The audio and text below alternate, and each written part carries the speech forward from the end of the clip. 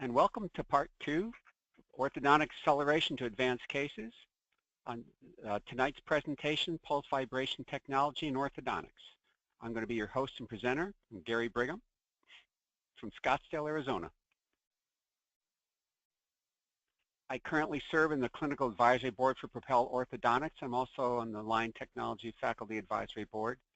I'm currently also the dedicated Invisalign instructor and adjunct professor at A.T. Still Orthodontic Graduate Program. And just to be very clear, for my participation in this webinar, I obviously receive an honorarium. I'm not employed by any company. I don't have any stock in either any dental company or orthodontic company, and never have. And I want to be clear that the opinions expressed in this presentation are my views alone and may not necessarily affect the views or policies of the sponsor. And the content of this webinar is for educational consideration only and is not to be construed as being used for advertising or product endorsement purposes of any kind. So Accelerated Orthodontic Devices has already created a paradigm shift in orthodontic treatment. I think I emphasized that in my previous presentation on MOPS. And currently, I think that MOPS has been demonstrated clearly to accelerate the rate of tooth movement. I've not only feel that the research supports that, but I've experienced that in my own practice. And clinical experience has further underlined the value of combining MOPS with aligner treatment. And this is a classic example. This is what has changed my practice rather dramatically and continues to expand my practice exponentially with regard to aligners and MOPS. This is a typical example. In as little as 2 years ago, this would have been a 17 to 20 month case on a 2-week aligner exchange program. But with MOPS, exchanging every 3, 4, 5, 6, or 7 days, depending on the patient's tracking, been able to finish these cases in as little as 6 months. And it's been dramatic. And the patients have recognized it, and they've been bringing in other patients. And it's been a real welcome addition to my practice. And this is one of my most recent cases with MOPS and Invisalign. And if you note that the patient's missing congenitally a lower incisor, so they over-retain this primary canine.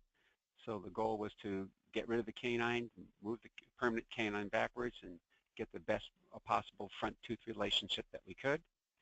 And so the patient was anxious to expedite the treatment as fast as possible. Unfortunately, talked to the dentist, and I love when dentists love to offer an opinion. They don't really have any background. So he scared the patient a little bit. So for the first 7 aligners, we were on a 2-week exchange program until the patient said, let's go ahead and do the MOPS. And even with losing 2 months of treatment, expedited treatment, we were still able to finish this case in 9 months and 2 weeks. And once again, previously this would take me at least 18, 19 months of treatment. And to be able to finish these in under 10 months is pretty exciting for me. I've really been enjoying the benefits. Now, pulse vibration is a different matter. Now, because research results on pulse vibration have appeared to be conflicting at best, and oftentimes confusing. And there's various interpretations of research results by these researchers that have suggested that pulse vibration has specific benefits. And the obvious benefit that they've been expounding is possible accelerated orthodontic tooth movement.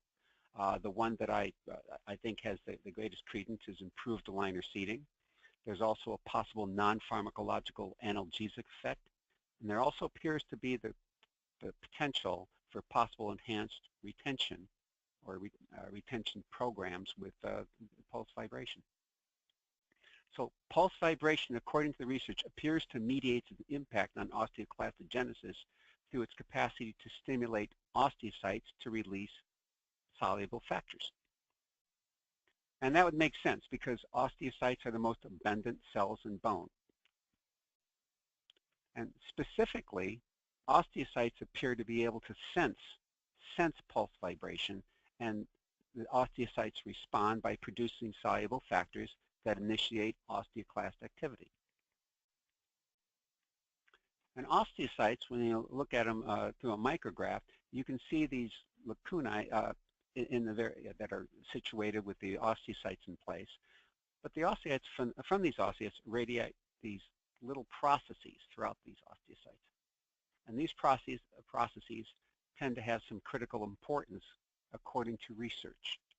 These processes that irradiate from the osteocytes are believed to be the channels from which these pro-inflammatory cytokines and chemokines are secreted in response to pulse vibration. And this is what these processes look like, and they radiate out in all sorts of configurations from the osteocytic cell. So research suggests that pulse vibration appears to create tension within these osteocytes that stimulates the release of this cascade of pro-inflammatory chemicals that result in the activation of rankle.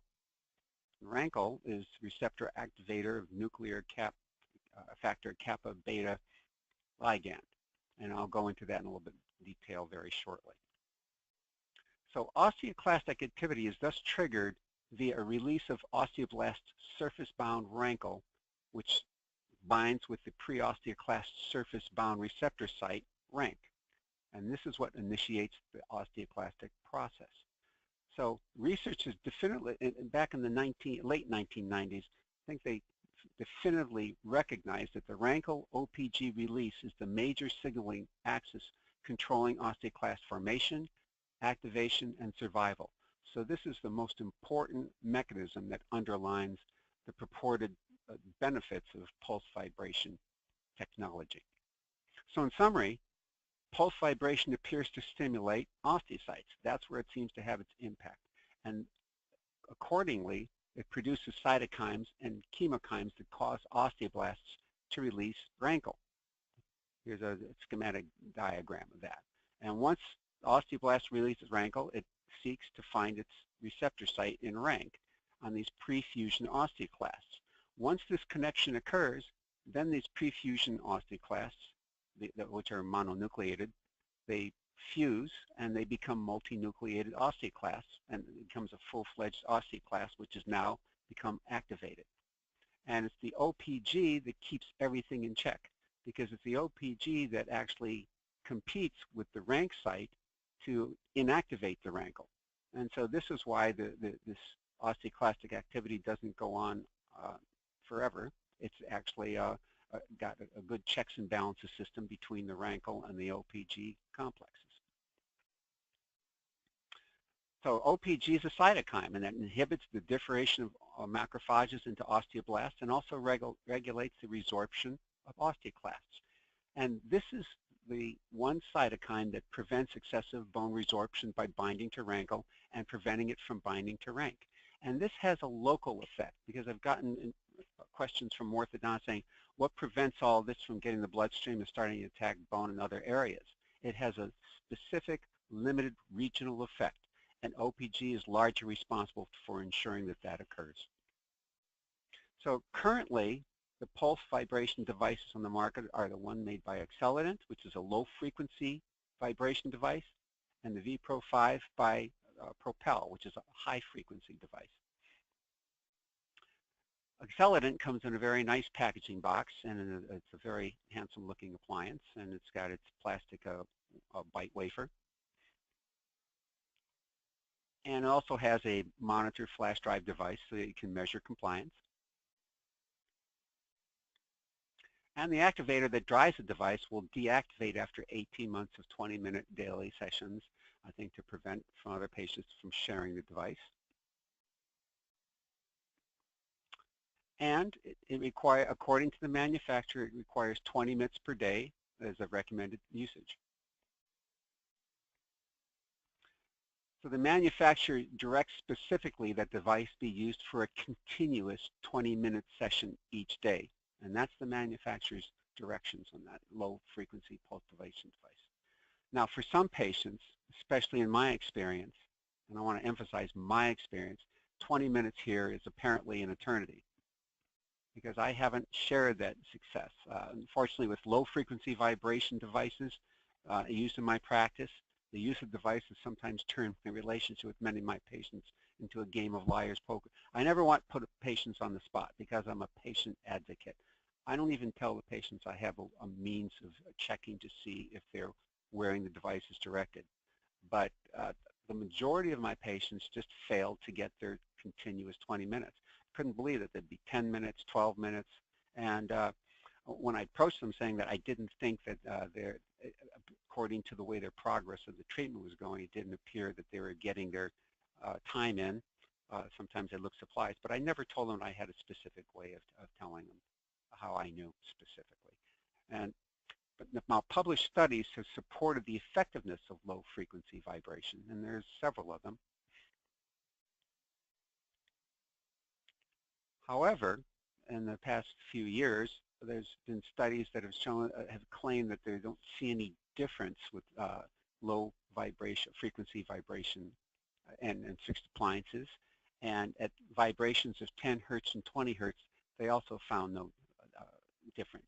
Now, the problem, I think, is that there seems to be some discrepancy as to what we define as low frequency and what we define as high frequency.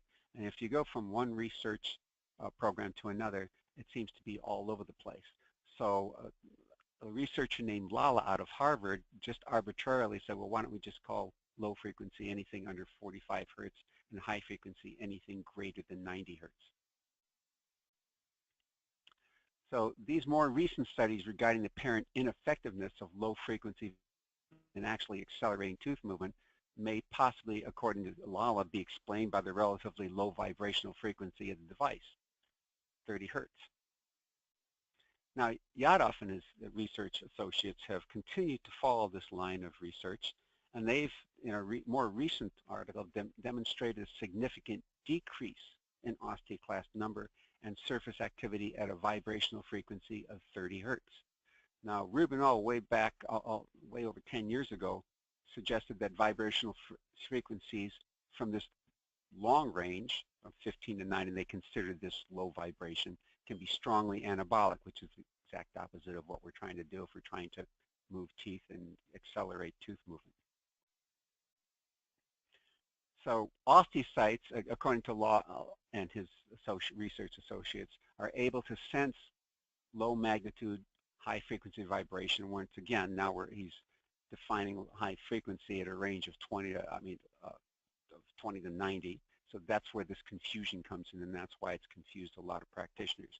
But the osteocytes, he found that osteocytes are able to sense low magnitude, high frequency vibration and respond by producing factors that inhibit osteoclast activity. And once again, they're defining it as an acceleration force less than 1 gram and a frequency range of anything between 20 and 90 hertz. And this is significant. Now, Kellis and his research associates have evaluated low vibrational forces, specifically 30 hertz and less than 1 Newton, in rat molars. Now, granted, it's only 9 rats. I think I have more in my garage right now, but they've concluded on the basis of a total of 9 rats that tooth movement has significantly inhibited by the application of cyclical forces at this 30 hertz low magnitude frequency.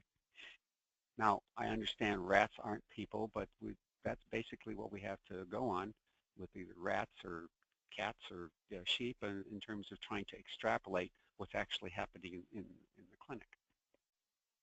So in spite of this lack of science-based evidence supporting accelerated treatment using pulse vibration devices, respected practitioners have reported significant accelerated results with their patients using a low-frequency device. And these are some of these practitioners are people that I know well and have the highest regard for. So I'll tend to lean towards what they're saying.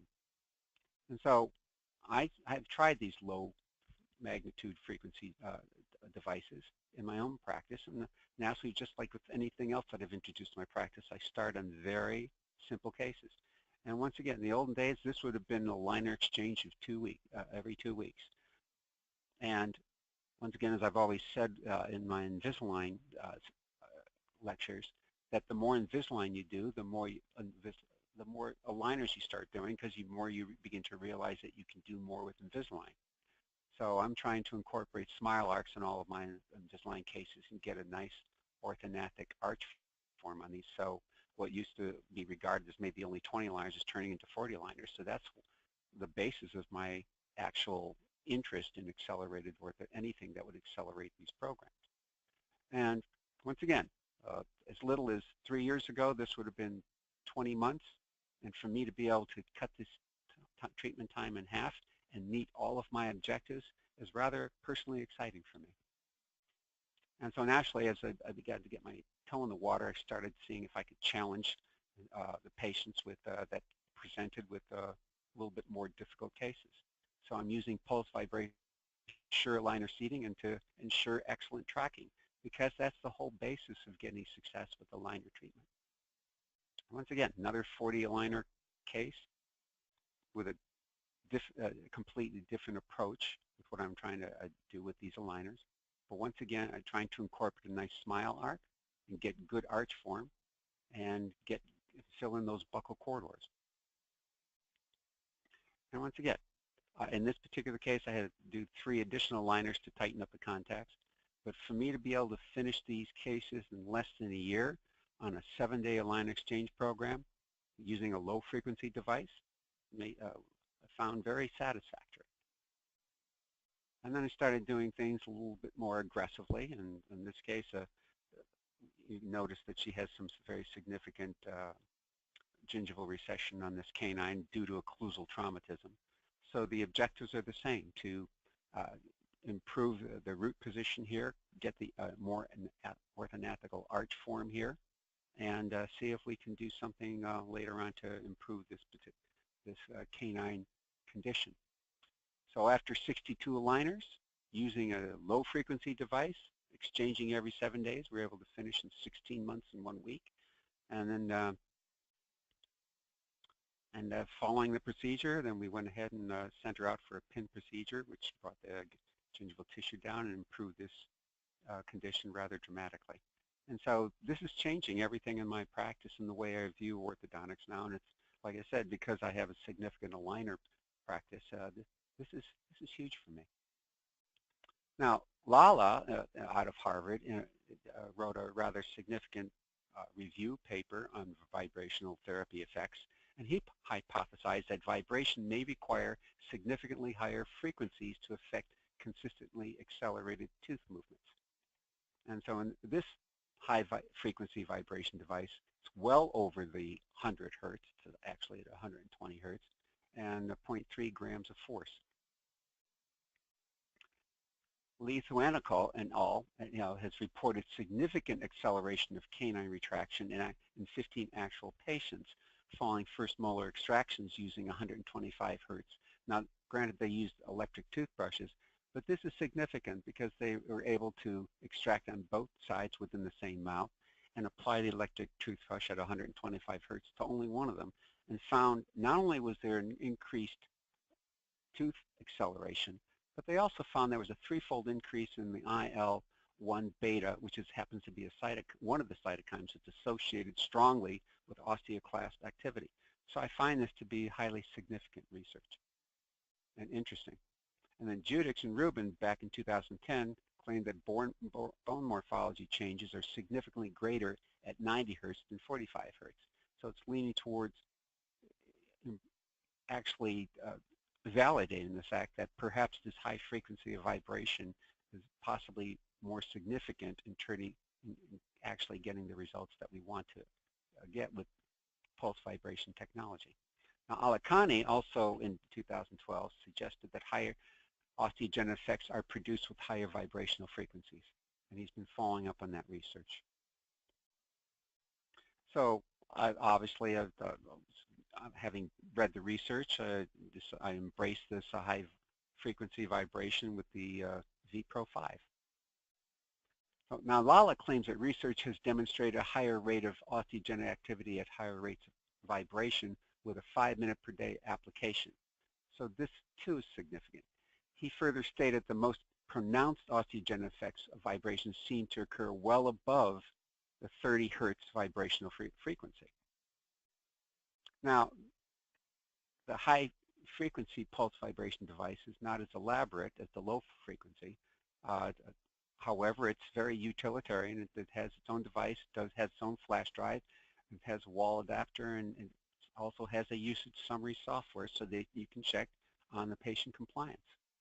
And it's got these indicator lights that it's It's very easy to follow, and it's very easy to determine just at what the status of the vibrating device is occurring. And once again, the device gives notifications based on the color of the blinking light. Very easy. And also, it has its high-frequency compliance software. The difference is you must register the patient, which is not required for the low-frequency compliance device.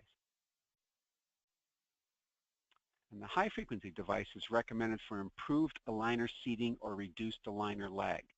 There is no claim by the manufacturer of accelerated tooth movement. But for me, this is very significant because it's been shown that the best tracking produces the best results and the fewest number of refinements. So my personal experience is that enhanced aligner seating has been clinically proven to reduce both refinements in my practice and treatment time in aligner therapy. And this is just one of the examples. Once again, the patient presented with a veneer that was actually distorted anatomy of the tooth, so we suggested that we remove the veneer, move the tooth into a better position, and have the veneer replaced. But more importantly, I also wanted to get rid of that steep interincisal angle and to give her a better, more sound pathological arch form. And so that's what we did. And the veneer was removed, and Invisalign was conducted with pulse vibration, and using the high frequency and doing an aligner exchange of 7 days, we were able to complete the case in 13 months and 2 weeks. Once again, even under 14 months. Back as little as 2 years ago, this would have easily been well over 20-month case. And so once again, it's exciting for me, it's exciting for the patients. So naturally, tend to more aggressive. This patient had been to several other practices, and I totally understand why they'd want to take out a lower incisor, but she was dramatically opposed to it, possibly because she was missing 2 anterior teeth. Bridge wasn't the best, but she insisted that she was going to keep that bridge, so that meant that the entire case was going to have to be worked around this. I'm still not completed with this case, but this is definitely a case that I'd want to do accelerated orthodontic treatment with. But once again, many patients are not willing to undergo MOPS, so it's great to have a secondary pulse vibration device to help move things along. So that's exactly what we did. You can see she's missing the 2 centrals, so this entire case she's got fan-shaped position of her incisors, got a lot of work to do down here, but everything has to be built around the bridge. The bridge cannot be removed, and the great thing about Invisalign is you can tell them, don't move the bridge. And so this is what the ClinCheck looks like, trying to do the best that we can to reduce the overlap, the overbite, to get the best arch form that we can to try to fill up the buccal corridors. And once again, that's 41 aligners. It's a lot of aligners. And you can see from an occlusal view, I'm IPRing quite a bit, trying to get some expansion out of this case and trying to get this case in line without taking out any teeth. And here we are, only 10 months and 3 weeks into treatment. She's been exchanging her aligners only every 7 days. And I'm very pleased with the result with the arch form. And I've got a little cleaning up to do here, but I think we can do this without taking out any teeth and getting a little midline. That just means that I've got to go back there and do a lot more IPR in that area. I've got some root parallelization to work on in this particular area. I'm not unhappy with the root parallelization in other areas or quadrants of this case. And so this is coming along swimmingly, and I'm very pleased with the results with pulse vibration technology. So if this high frequency vibration does in fact have the potential to accelerate treatment by virtue of its enhanced aligner seating, then would it then be possible to exchange aligners even more frequently in selected clinical situations? Now, this isn't my idea. I usually glean ideas from other clinicians that are always setting the curve. And so when I heard that Dr. Thomas Shipley was already exchanging his aligners with pulse vibration at a high frequency every 5 days, I thought I'd follow suit. And so that's what I've been testing at this particular point, having found that I've been very successful with exchanging the aligners every 7 days, and believe me, I've been very pleased with the truncated treatment times. But I'm curious to see if we can push the envelope. So naturally, I'm starting on very traditional, straightforward cases. And that's what I've been doing with this particular case, and this happens to be one of my auxiliaries, so I can check on her every day, and she can be honest with me and tell me. In fact, on some days she wasn't totally compliant with getting her 20 hours of aligner wear in, but according to her, although she'd have difficulty with getting the aligners in, if she used her high-frequency vibrator, she was able to maintain her 5-day schedule. So as you can see, once again, I'm trying to do an awful lot with what appears to be a simple case, trying to incorporate a smile arc, get better root parallelization, and get a nice orthodontically broad arch form. And so the anticipated finish with an aligner exchange of every 5 days would be 6 months, which would be highly significant for me, especially with all the work that I have to do in terms of getting some overbite and intruding these incisors and getting a smile arc and cleaning up this and improving the arch form. So I'd be really pleased if I could actually adhere to that. And I wouldn't be displeased if I had to gravitate towards a 5, 6, 7-day schedule. So here we are at 14 aligners into the case. We've been able to maintain this 5-day aligner exchange even with less than complete cooperation. So this is pretty significant to me. And so at 14 of the 36 aligners, we're only 2 months and 2 weeks into treatment, and things are coming along rather swimmingly. And I'm delighted, and so is the patient. And here she is. This is what it looks like. I'm placing a fresh aligner. You can see you got a little daylight there. Once you use the pulse vibration high magnitude device, it seats the aligner beautifully. And so here we are at 24 aligners, and we're still on our 5-day aligner exchange, and we still have what I consider excellent tracking. So this is very significant to me, and it appears that Dr. Shipley was onto something. So here we are 4 months and 3 weeks into treatment, and now we're just beginning. Once again, at this point, I'm telling you just go 5, 6, 7 days if you're less than compliant, because I want to get the best finish that I possibly can under the circumstances. She's still going 5 days, but at this point, I tell them, don't worry about it if you have to go 6 or 7, because it doesn't matter to me. This is very exciting. So naturally, if it seems to be working, I'm going to want to push the envelope. So now I'm on a high-frequency device. Tell the patients, just like I do with MOPS, see what you can do with 3, 5, 7-day aligner exchange. Now, originally, she had decided to go with MOPS. At the end, she decided that she was against it. She probably watched something on YouTube, and it got her a little spooked. So she said, can I do the high-frequency device? And I said, absolutely. So that was a reasonable alternative. And that's where we are. And so once again, out of 60 aligners, you can see that would have, as little as 2.5 years ago, that would have been 30 months. But with the anticipated finish, with even on a 5 to 7-day exchange program using high-frequency pulse vibration, looks like we're looking for a finish in 13 months. And if I can get there, that would be exciting for me. So after 11 aligners on this 3, 5, 7-day exchange program, her aligner tracking is very good, but she's starting to lose just a little bit of tracking on this lower left lateral and canine. And we've got an awful lot to do with extruding posterior teeth, intruding posterior teeth and extruding incisors and proclining maxillary incisors. So here we are at a placement of aligner 12, and once again you can see we've got a little less than ideal tracking, but we're only 1 month and 4 weeks into treatment. I'm beginning to feel that since I don't mind doing refinements if it means I really expediting the case, if I can push these patients through in a 3, 5, 7-day format, and even if they untrack after half the aligners, I'm good with that.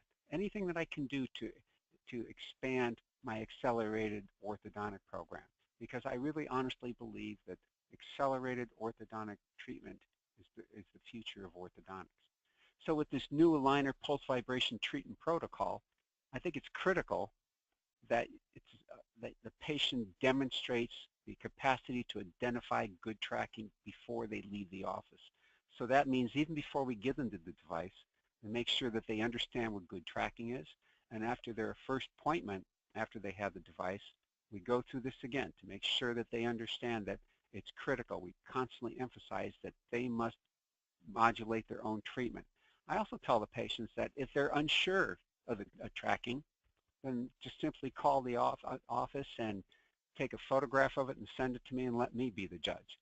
But as an adjunct, we've got some photographs here so we can show them what we think is good tracking on aligners. And then we give them a photograph that's slightly exaggerated so that we can emphasize what we're talking about. Tell them I don't want to see any daylight at the end like this shows. We want to make sure that they're completely compliant and completely understanding that tracking is the most important protocol in this entire aligner treatment. So now, naturally, as I've been taking on more and more complicated cases a little bit more aggressively, now I'm beginning to add MOPS with the high-frequency pulse vibration. And this is just an example that we just started recently. And here's another example of doing MOPS and high-frequency, because I would like to be gentle with this, but I'd also like to move this forward. And I've got to tell you, these two cases, as little as 2.5 years ago, I would have told them it was going to be a 2.5 to 3 year aligner case. And now I can say with a significant degree of confidence that we can probably finish these cases in half that time. So with regard to the research that suggests that pulse vibration may have a non-pharmacological analgesic effect, there's only been a couple of research papers that have been significant in my mind. And one was by Rubin that was back in 2006, where he suggested that based on his research, low-level mechanical vibrational signals may have potential for non-pharmacological intervention for patients with osteoporosis. So that was the first that I became aware of it. And then there was a research associate that actually was, I believe she was an orthodontic resident along with her entire research team that conducted a research study, and she concluded that a low-frequency device significantly lowered pain scores and overall pain and biting pain. The problem with this was that there was no sham device that was used in this study. Now, the reason why that's significant is the absence of including a sham device is because the plastic bite wafers that have been on the market for a long time that are chewed by patients have been proven to be as effective as over-the-counter medications in relieving orthodontic pain. So I think if we're going to clear this up, I think someone has to do a research where they put sensors in both these bite wafers and sensors in these low frequency or even high frequency bite wafers of these pulse vibration devices, so that we can determine a baseline for what force is being applied when the patients just occlude into these devices, so we can get a baseline so we can actually test to see if these pulse vibration devices actually reduce pain more significantly than using these insignificant bite wafers that are very inexpensive. So once again, in spite of the lack of science-based evidence for analgesic effects with pulse vibration devices, respected clinicians have reported significant clinical results with their patients. And so I'll tend to lean in favor of clinical experience, especially when it's expounded by people that I have highest regard for. Now, research has also suggested that low vibrational frequency may have a stabilizing effect in bone that could possibly enhance retention. So these researchers have suggested that based on their research, they've discovered that low frequency vibration seems to have a strong anabolic effect. It increases collagen fiber formation, and increases thickening of the periodontal ligament, and on the basis of those findings, they've postulated that perhaps these low vibration frequency devices may have a significant effect and be helpful in enhancing retention. And so that to me is personally intriguing. So what I suspect that in the future, based on what I presented, that there might be pulse vibration devices that have two vibrations, one a low vibration that potentially can enhance retention, and a high vibration that can potentially have an impact on possibly accelerating orthodontic tooth movement. The research has to play that out. So as for today, at this point in time, I think there's enough science-based evidence together with clinical trials and experience by reputable practitioners to acknowledge that accelerated orthodontic devices have a place in orthodontic treatment. And I think pulse vibration devices appear to have the capacity to possibly truncate orthodontic aligner treatment time and to apparently reduce patient discomfort.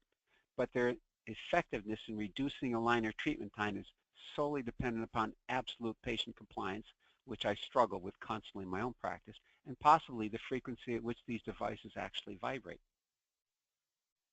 So having used both pulse vibration devices in my own practice and having found them both to be effective in reducing both patient discomfort and enhancing aligner seating, I can tell you that I much prefer the high-frequency pulse vibration device simply because I get better patient compliance. Patients apparently can wear them 5 minutes a day as opposed to 20 minutes a day. And with its reduced time use requirement and due to its price point advantage, which is significant. So having appreciated the benefits of accelerated orthodontic devices in my own practice, I'd at least encourage clinicians to evaluate these devices for their own orthodontic treatment procedures. So I thank you for your time and for joining me, and be happy to take any questions. All right, the first question we have, he said, since there's not much scientific evidence, if I understand your comments correctly, to support osteoclastic, osteoblastic activity, but there is for seating aligner trays, would you say that the high-frequency pulse vibration devices are limited to aligner therapy and not fixed appliances, fixed braces? And I believe he's also said that with Align's announcement that 7-day aligner changes are accepted, recommended without acceleration, are you going to push the envelope consistently to 3-day changes? Are you seeing evidence of root resorption with the acceleration? I do want to tell you this, all right? And I can tell you this from personal experience. In my practice alone, patients don't follow rules. It's stunning to me that patients would pay so much money and then decide to wear the aligners 12 hours, 14 hours, 16 hours a day. This is the whole basis for my strong interest in accelerated orthodontics, because I have found that with MOPS, I've got all the control with these patients, so that even if they're only wearing them 16 hours a day, I'm still getting excellent movement and aligner tracking. Now with pulse vibration, even with both vibrations, I found that things were going rather well with 7 days, but these tend to be on my best patients. The reason why I'm interested in the high frequency vibration is I find that when patients admit only wearing them 15, 16 hours a day, still getting better aligner tracking than I was with the low frequency. But that's only been and I want to emphasize that's only my own experience. Listening to other practitioners who wax eloquent about the success that they're having, I'm a little envious, but it's not my reality here in my practice. So with the aligners announcing that they're going to be advocating a 7 aligner exchange, I do believe that that will work well with highly compliant patients that wear the aligners 20, 21 hours a day, because I've experienced that in my own practice. I've had patients as little as 6, 7 years ago that were exchanging aligners every 5 to 7 days, and it was really impressive. But the problem was the patients were wearing them 22 hours a day. That's not the average. That's not even close. So I'm going to be continuing to use these, and I am going to continue to push to see if the acceleration with the pulse vibration can do it on a 3, 5, 7-day protocol. Now, I can tell you definitively I have not witnessed any root resorption, and neither have any of my colleagues that have really been pushing the envelope on these cases. And thank you for your comments. The next question, what is your criteria for adding MOPS to the pulse therapy? Quite honestly, the basic criteria is the degree of difficulty of the case. What I'm trying to eliminate, because I've lived that life, I've had so many cases of 3.5 year aligner therapy, and my experience is that patients burn out, and they're burning out more quickly than they did as little as 5 years ago. They have less ability to follow instructions, and as they begin to lose that enthusiasm for the treatment, they start to not comply. So my feeling is if I can get these cases finished in less than 16 months, I'm very happy. So I will continue to push the envelope. And the more I do, I will continue to add MOPS in conjunction with pulse therapy to see if I can really get these cases closer to 12 months or less. Next question. Thank you for that question. That was an excellent question.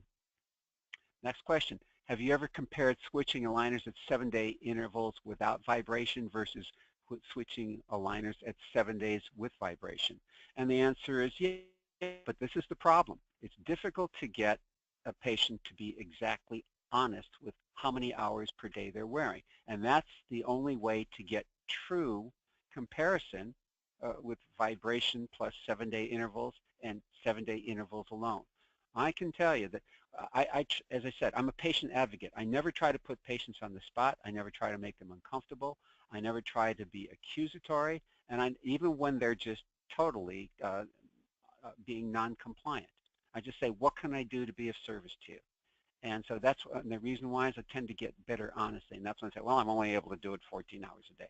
All I can tell you is my experience is trying to push it 7 aligners, a 7-day aligner exchange on a patient that's not wearing them 20 hours is not working for me.